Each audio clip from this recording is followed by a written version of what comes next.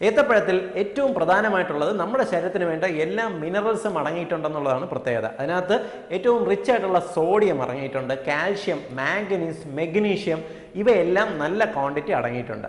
Vitamins എന്ന് പറഞ്ഞാൽ vitamin B ഉണ്ടാവും, vitamin A and vitamin C ഒരുപോലെ അടങ്ങിയിട്ടുള്ള പ്രധാന ഫ്രൂട്ട് നമുക്ക് മലയാളികൾക്ക് കിട്ടുന്ന നമ്മുടെ മണ്ണിൽ വിരിയുന്ന ഫ്രൂട്ടും നേന്ത്രപ്പഴം തന്നെയാണ്.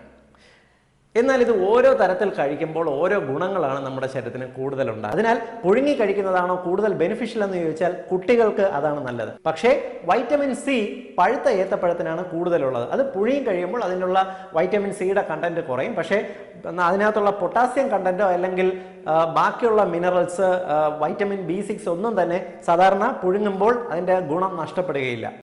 ഏത്തപ്പഴം നന്നായി പുഴുങ്ങി ഉടച്ച് അതിനകത്തൊരു ലേശം നെയ്യും ചേർത്ത് കൊടുക്കുന്നത് നല്ലതാണ്. കുട്ടികൾക്ക് മോഷൻ പോകാൻ നല്ലതാണ്. അതായത് മലശോധന പ്രശ്നം, കോൺസ്റ്റിപ്പേഷൻ മാറുന്നതിന് വളരെ ബെനിഫിഷ്യലാണ്.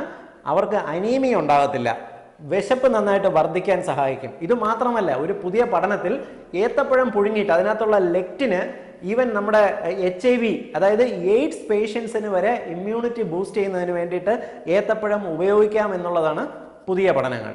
സോ അതുകൊണ്ട് തന്നെ നമ്മുടെ കുട്ടികളെ വരെ ഏത്തപ്പഴം നിർബന്ധമായും ശീലിപ്പിക്കുക.